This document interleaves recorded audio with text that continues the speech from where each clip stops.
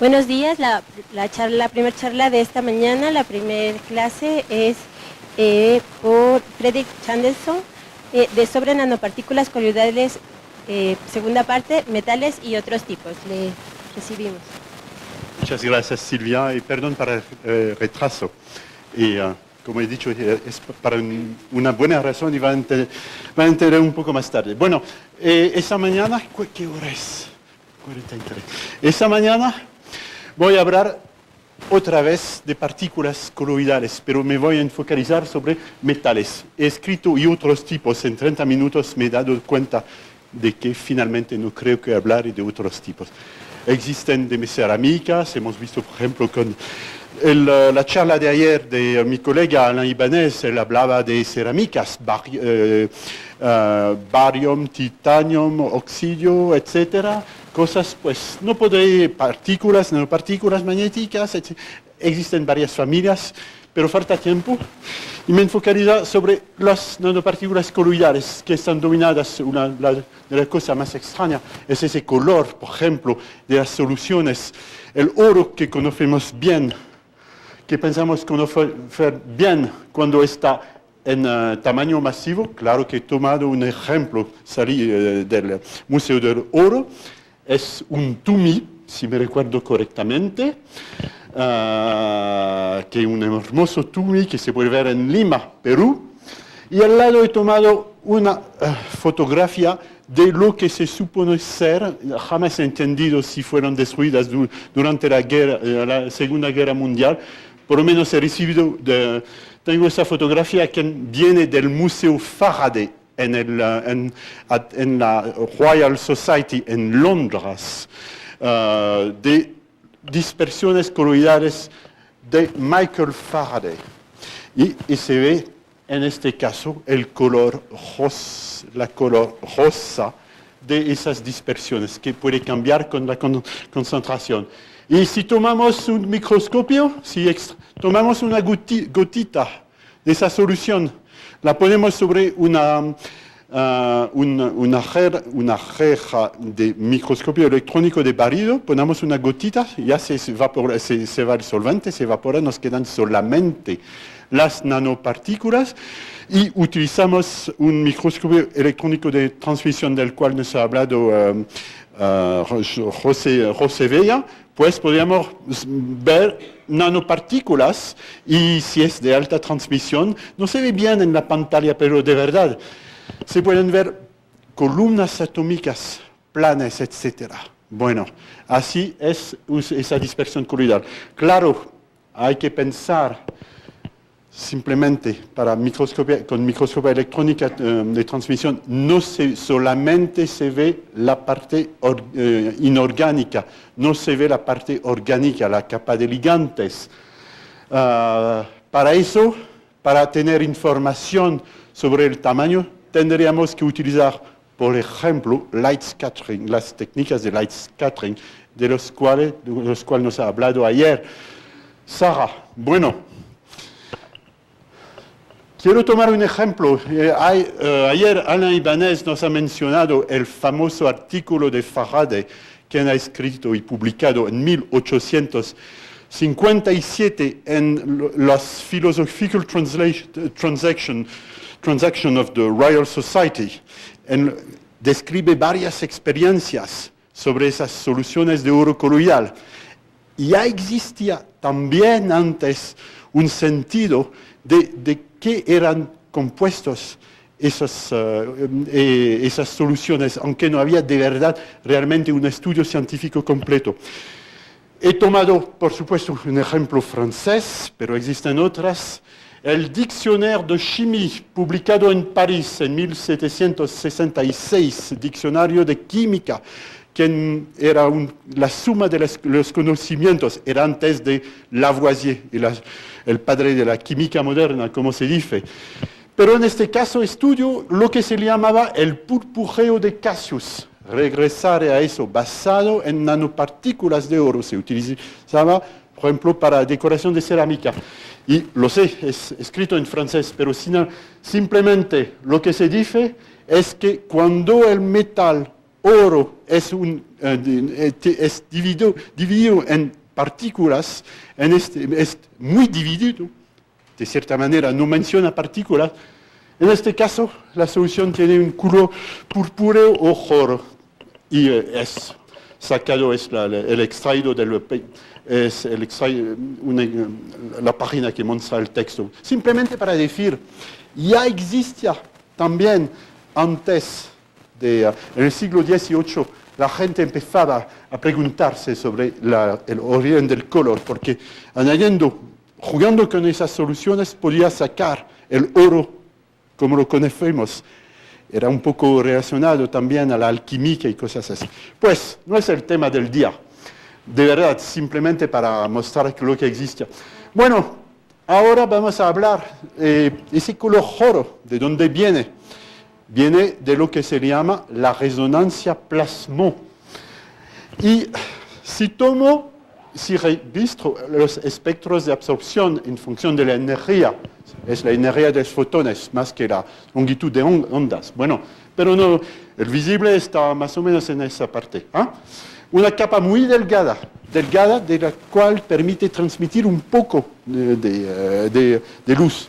Y casi no se ve, hay un pocos picos, pero muy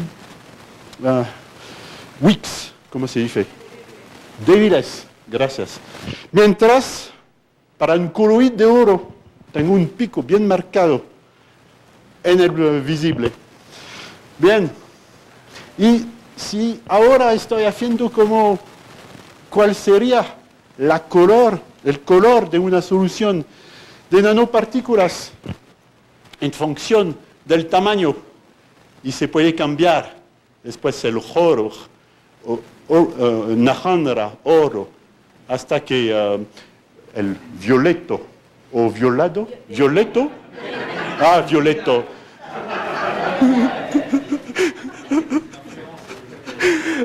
hasta que la capa delgada tiene una apariencia del oro que conocemos bien. Ok, pero ¿cuál es?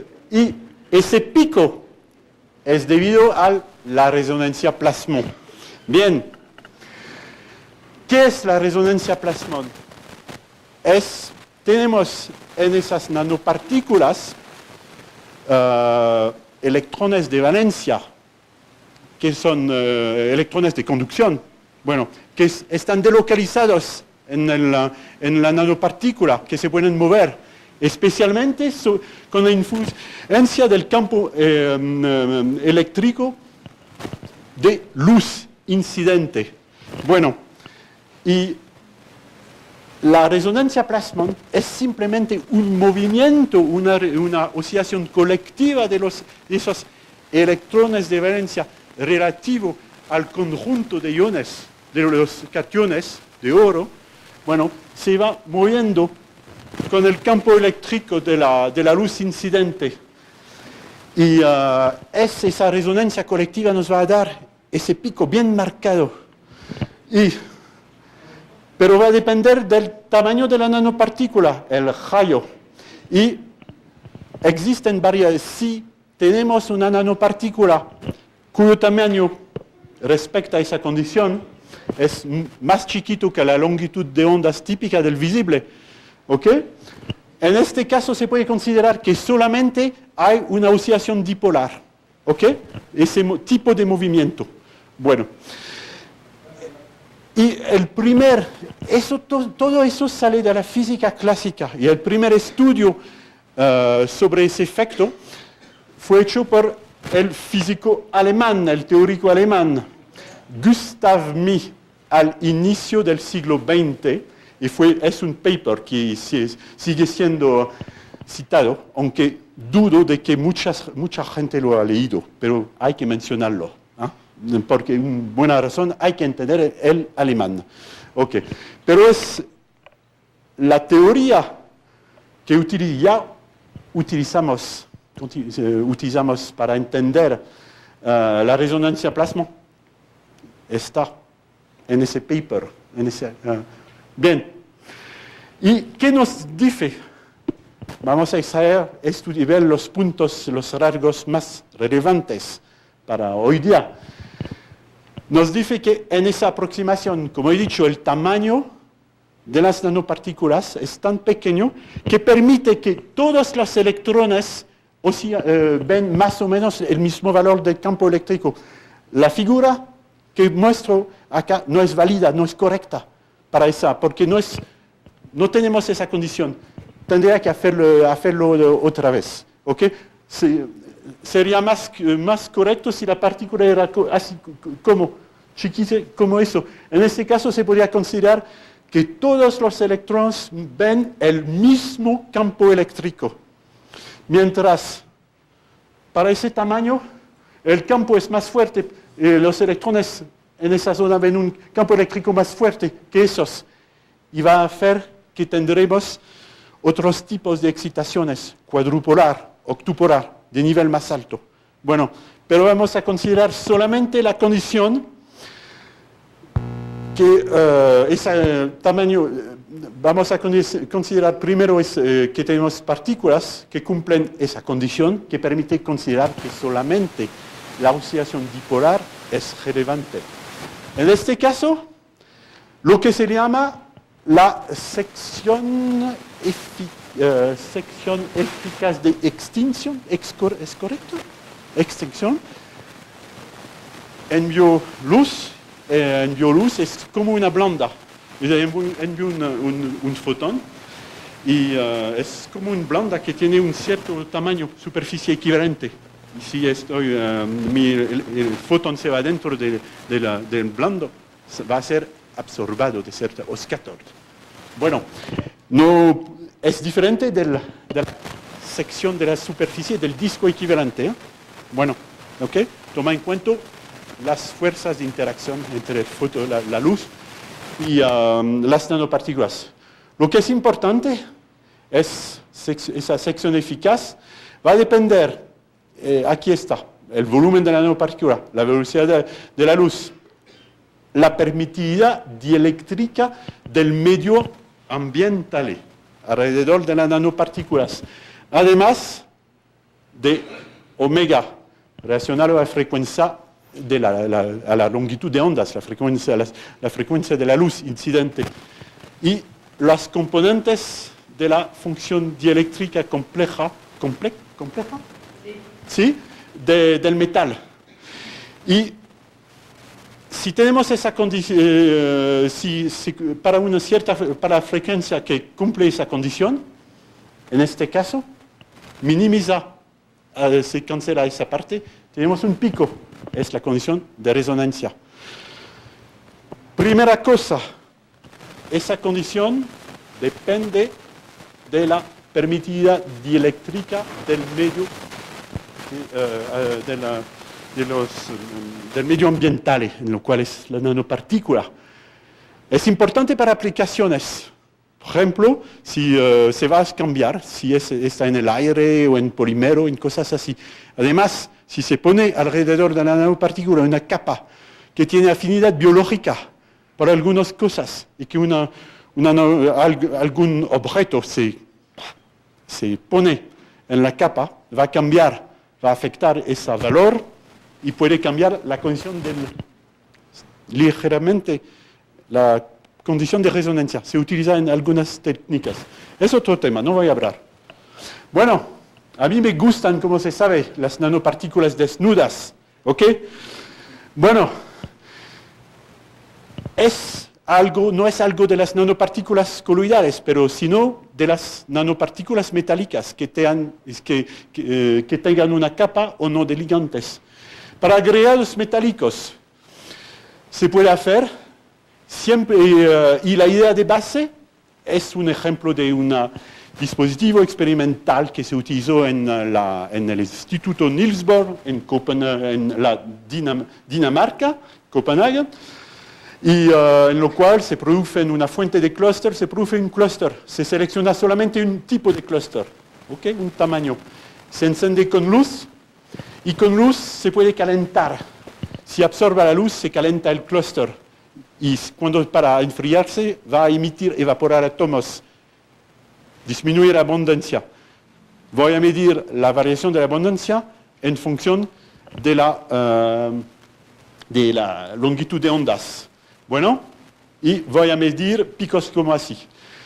Simplemente porque muestro eso, hay que recordarnos que para esas nanopartículas, fue en las charlas 2, los electrones se agregan en capas electrónicas y tenemos para ciertas capas electrónicas completas cierta estabilidad.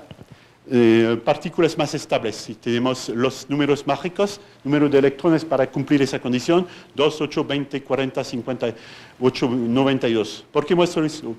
Primero me voy a interesar a una nanopartícula, un agregado que tiene todas sus capas electrónicas completas. Tiene 41 átomos, pero es un catión, nos falta un electrón, tenemos 40 electrones. Es un magic cluster, agregado mágico. Y tenemos un pico, solo un pico, está bien. Pero si consideramos clusters que no agregados, que no tienen sus capas completas, tenemos dos picos. Y la posición relativa de los dos picos nos informa, como mostraré después, se puede, sobre la forma de las nanopartículas. Y mis colegas de Copenhague han hecho la medida de esos espectros para varios tamaños, 14, 15, etc. Y han seguido la posición de los dos picos, ¿okay? en energía. La posición relativa me informa sobre la forma de los clusters. Prolate, oblate, no sé cómo se diría en español, pero igual, exactamente. ¿Igual? ¿Cómo? Oblate, ok. Bueno, otro ejemplo. Nos acercamos de los metales nobles, plata, que me parece que han trabajado con plata ayer, ¿no? Algunos de ellos. Bueno, 8 electrones, 20, lo mismo, 10. ¿Por qué tenemos, voy a explicar un poco más después, por qué tenemos dos picos? Pero es importante que nos muestra que se puede relacionar con el espectro. Del espectro se puede extraer la información sobre la forma. ¿Por qué tenemos esas formas? Finalmente no son esféricas. En este caso se tratan de clústeres, de agregados calientes, gotitas líquidas, que están dominadas por efectos electrónicos. Y para minimizar la energía total, se deforma la gotita, se desvía de la forma esférica para minimizar adaptar la distribución de niveles electrónicos y minimizar su energía total.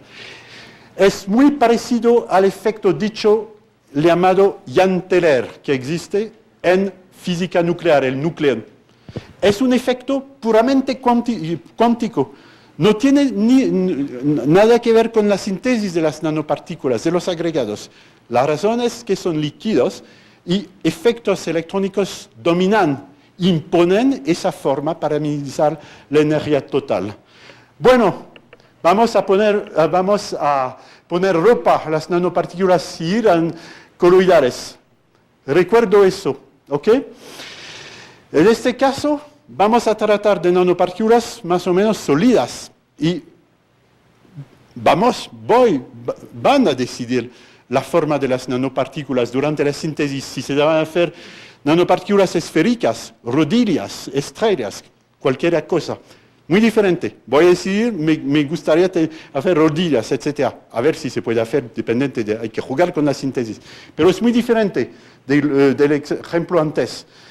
Ahora son sólidos y voy a imponer la forma y voy a ver cuál es el tipo de espectro de absorción que tengo. Bien, recuerdo los resultados principales de la teoría de Mie en el caso de una aproximación dipolar.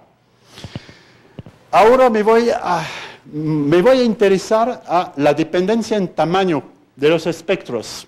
Bueno, ¿por qué tendría desviación de cambio de la posición del pico?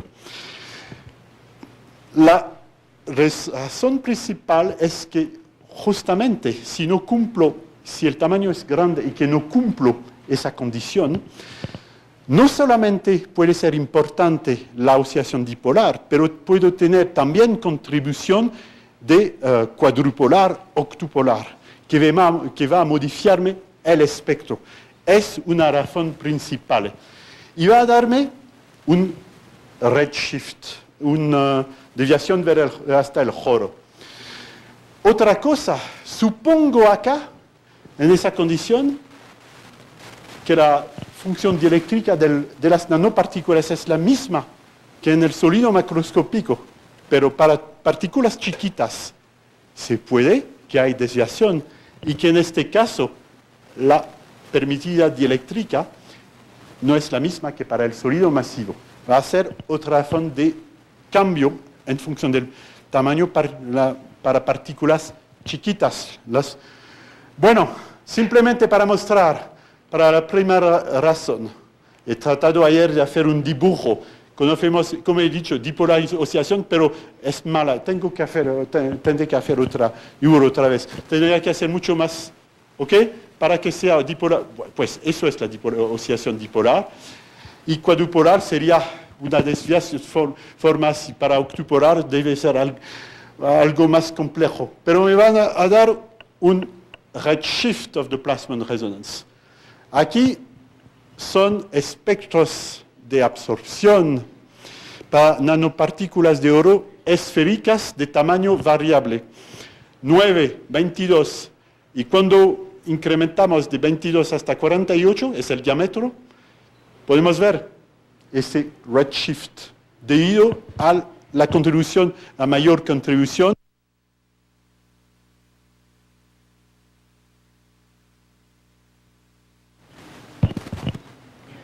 Bien, ahora vamos a cambiar. ¿Cómo podemos jugar durante la síntesis y desfiar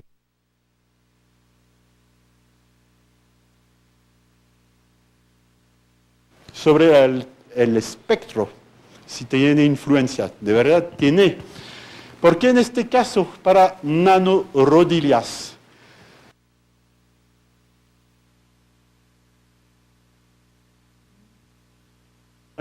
varillas, nanorods. Me gustaban los nanorodilias. Tengo que olvidarle, no, bueno.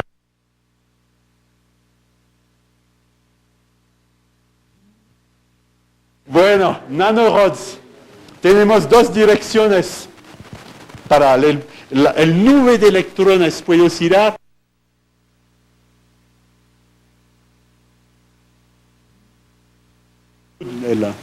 Bueno, me van a dar dos picos. Un pico transverse,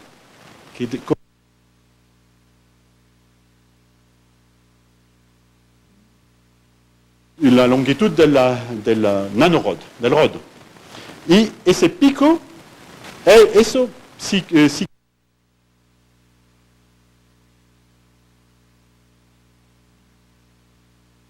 Ese pico no va a moverse, pero si no eso, va a moverse. ¿Ok? Y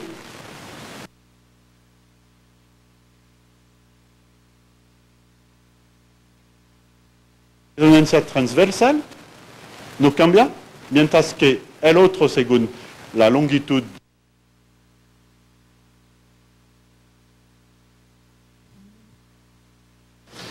pues es para un rod, pero si cambiamos para formas más complejas,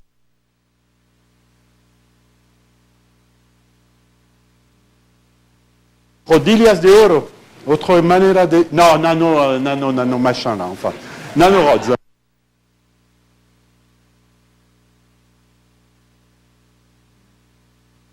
Transversal, mientras el otro se mueve, una imagen de los rods.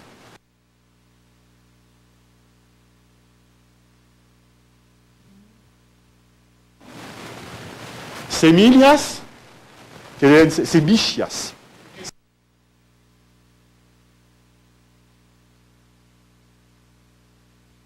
Propongo algo, me dices, no es así, no.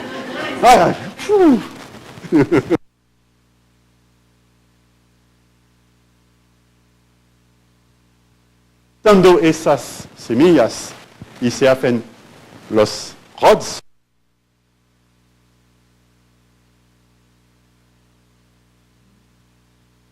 debe ser transversal y el otro según la longitud del rod.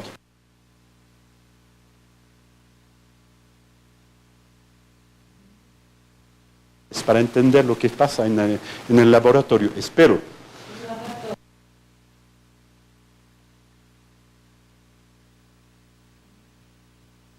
Fresco, como... Bien.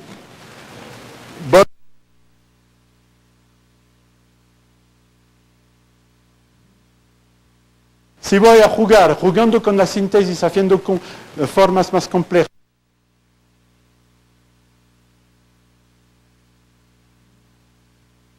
En negro. Los dos otros picos corresponden a cuando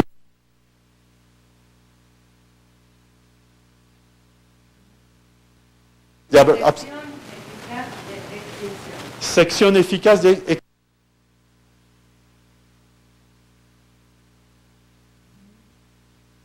simplemente el pico de negro es la suma de los dos, es lo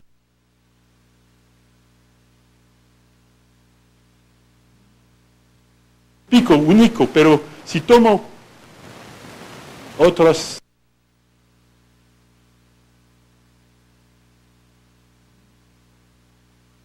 pues la contribución relativa de cada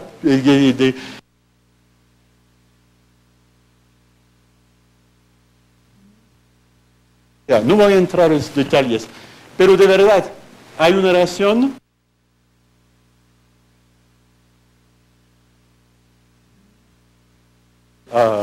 el pico de absorción, el espectro de absorción. Son calculaciones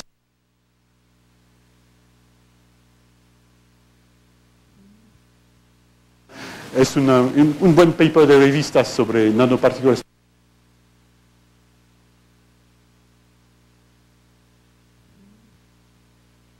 Durante otras charlas lo hemos visto con colegas que